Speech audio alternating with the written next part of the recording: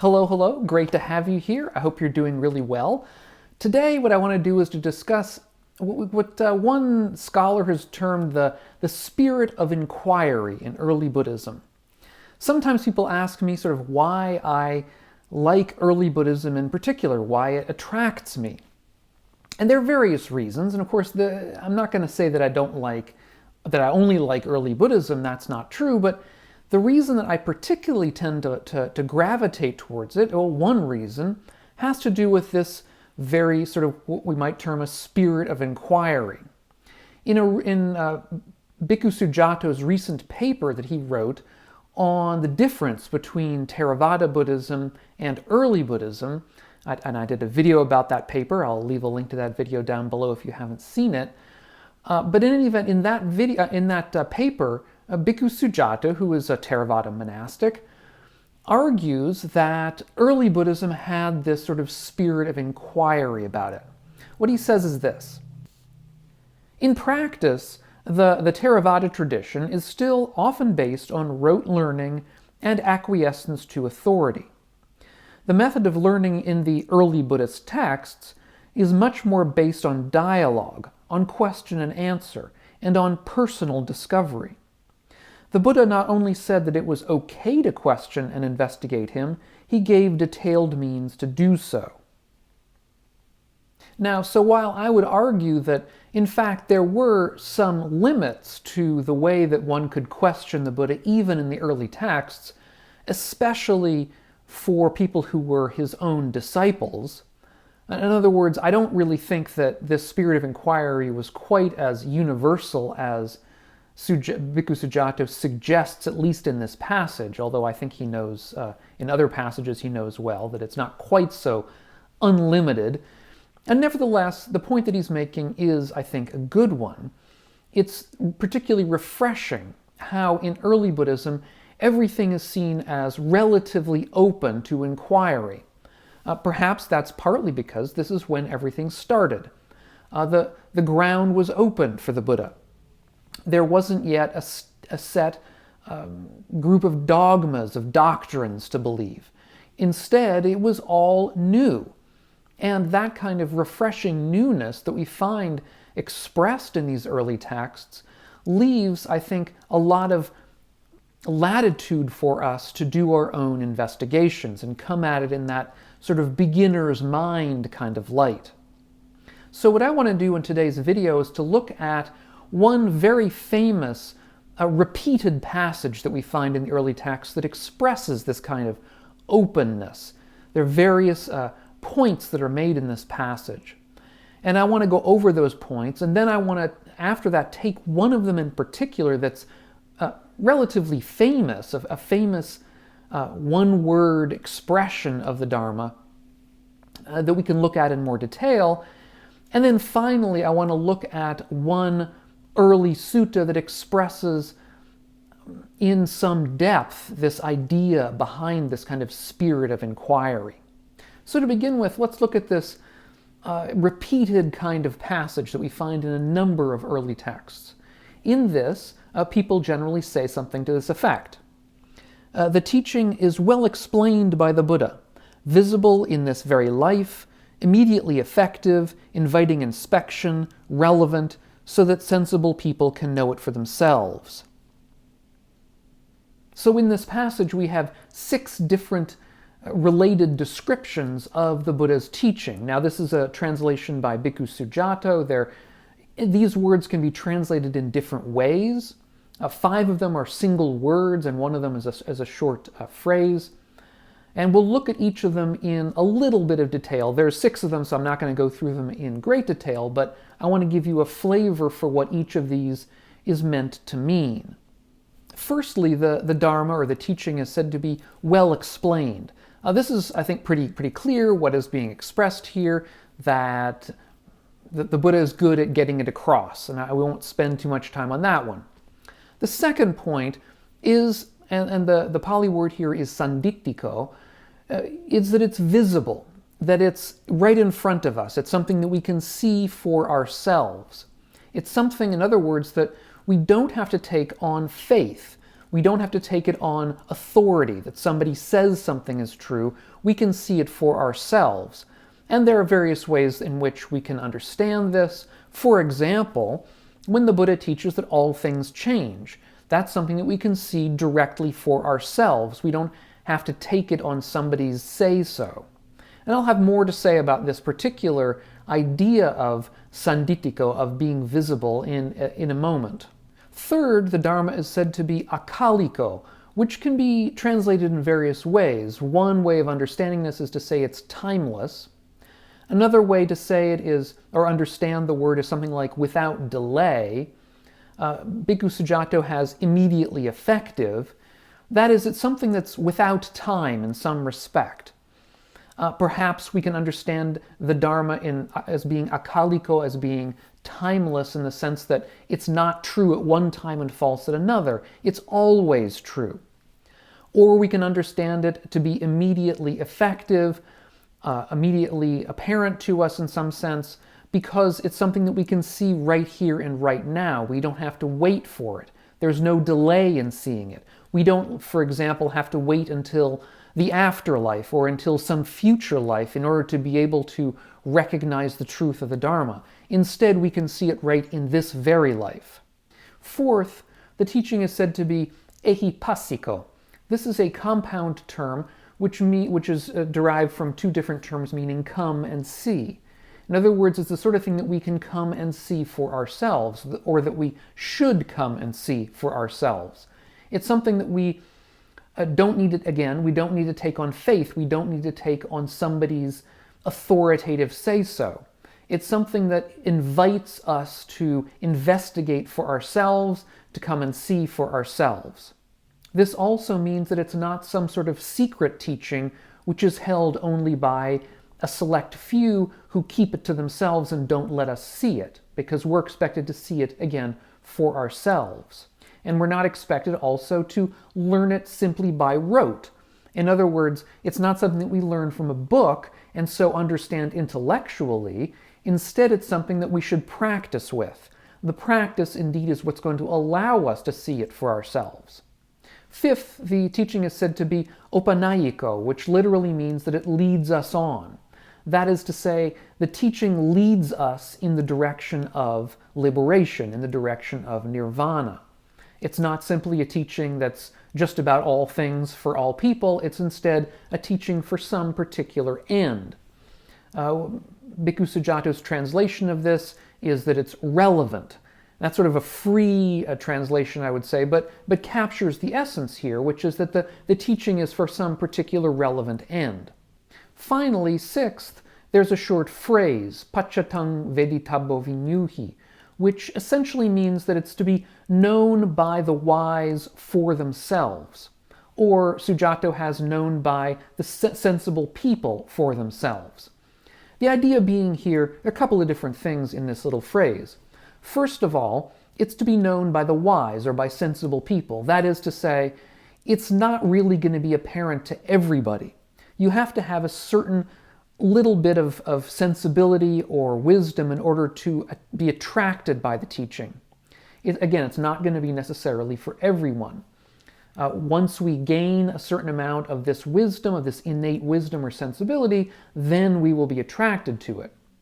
And finally, it's to be seen for ourselves. That is to say, that the wise see it for themselves.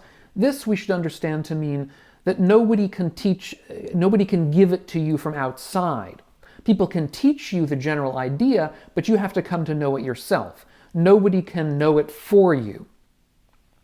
You have to do the work yourself in order to gain the benefits. Okay, so that in a nutshell is this short, repeated description of the Dharma.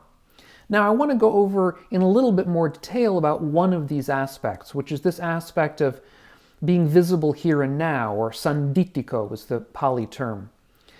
We might wonder what that exactly means, and indeed there are different suttas in which the Buddha is asked that very question. What does it mean for the Dharma to be visible right here and right now? In one of these suttas, the Buddha is asked by a man named Upavanna about why the teaching is called Upavanna. In what way is it visible here and now, or visible in this very life. There are various ways we could interpret that, but in any event, in what way is it sanditiko? And the Buddha says that there are various ways in which the teaching can be seen to be visible in this very life, or visible right here and right now. For example, we can know right here and right now in this very life that we experience sights. And we know that we experience a desire for certain kinds of sights. In other words, we want to be surrounded by pretty things. Similarly, we know that we experience sounds and a desire for sounds, certain kinds of sounds. We might also say we know we experience sounds and a dislike for certain kinds of sounds. And we know that about the other sense experiences as well. We know that we experience tastes that we like and certain tastes that we don't like. And we know that we experience a desire for these things. We desire the ones that are pleasant to us, and we retreat from the ones that we find painful or unpleasant. And the Buddha goes on to say, we also know directly for ourselves when we experience a sight without a desire for that sight, or a sound without a desire for that sound. And it's this way from getting out from under our ordinary cravings for certain kinds of sights and sounds that is exactly the heart of Buddhist practice. So this is a very clear way in which we can see directly for ourselves, right here and right now in this very life, that the Buddha's teaching says a certain thing and is correct about it. We don't need to rely on faith or the say-so of another person, on authority, to know that we experience certain kinds of cravings, and to know that we sometimes don't experience those cravings. And so if we use our non-craving as a sort of a spur to us for action for our practice, we can know that we can go in a particular direction towards that non-craving. Now, one small caveat here, which is that in a recent video, I discussed some relatively speculative cosmological views surrounding the supposed impermanence of the physical elements, earth, air, fire, and water.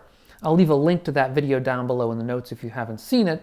In that video, Sariputta is actually describing various occurrences that he believes will happen in the far future, which are pretty clearly speculative and not visible right here and right now in this very life, but rather things that we have to take more or less on his authority or on faith or on something like that.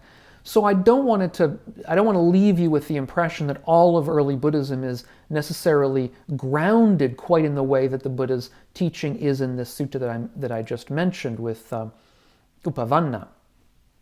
Rather, I think that is one aspect of the early Buddhist teaching which is particularly, at least to me, appealing. Now, third, when discussing the spirit of inquiry in early Buddhism, it wouldn't be right for me not to discuss one particular sutta, which is, I think, justly one of the most famous, at least in recent days, when expressing this very viewpoint, which is a sutta in which the Buddha has a discussion with a group of confused villagers. This is the famous Sutta to the Kalamas, or at least it's become famous in recent years. In this sutta, the Kalamas are, again, a group of villagers who live at a crossroads, and a number of different teachers come passing through, teaching different things, different philosophies, different viewpoints on life, and the villagers, as a result, don't know what to believe. They're confused, and so they ask the Buddha, when he comes through, what should we do about this? What should we believe? And the Buddha tells them, basically, don't rely on tradition. Don't rely simply on authority, on somebody's say-so.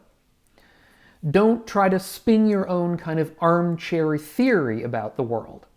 Rather, look to see right here and right now what promotes happiness and welfare and what promotes suffering and sadness and a lack of welfare in the term right in front of you. In other words, what sorts of things help you and what sorts of things hinder you right here and right now. The Buddha basically says, don't try to spin complicated theories and cosmologies. Don't try to rely on somebody's say-so about things. The truth is not necessarily very complicated. It's right in front of you. The Buddha goes on to say, avoid greed and anger and hatred. Avoid delusion. These are things that pretty clearly cause harm to ourselves and harm to those around us. It causes us suffering. Greed is suffering in itself. Hatred, anger is suffering in itself. Delusion is a kind of suffering, and all of these bring suffering to people around us.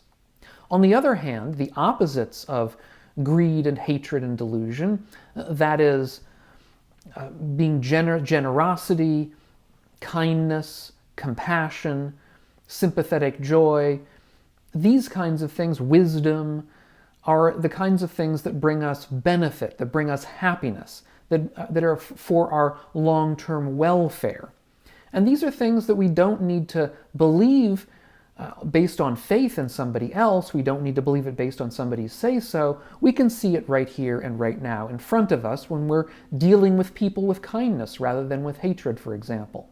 And then the Buddha goes on to say that if, as a matter of fact, there isn't any such thing as rebirth into the next life, then if we're following these kinds of teachings, we're going to have a wonderful life right here and right now, or at least as good as we can possibly get, by avoiding greed and hatred and delusion. And, on the other hand, if there is a next life, if rebirth is true, then we will be building up good karma for the same reasons, because we're not indulging in hatred and greed and delusion. Instead, we're being content with ourselves, we're being content with the world, we're being kind to other people and compassionate, we're being wise in our dealings. That'll lead us to a better rebirth if one is indeed available. And these are indeed the ways that in early Buddhism, faith is not seen as central to the path. It's rather an idea of confidence in the path, but a confidence born of our own experience. A confidence born of this kind of inquiry that we've been talking about in this video, this inquiry that we take for ourselves in this very life. And I did an earlier video on the difference between sort of faith and knowing in early Buddhism, in the context of early Buddhism, and I'll leave a link to that video up here on the screen if you haven't seen it. Thanks so much to all of my patrons over on Patreon. If you're getting something out of these videos, consider joining us. There's a link to the Patreon page down below in the notes. Thanks so much, and we'll catch you on the next video.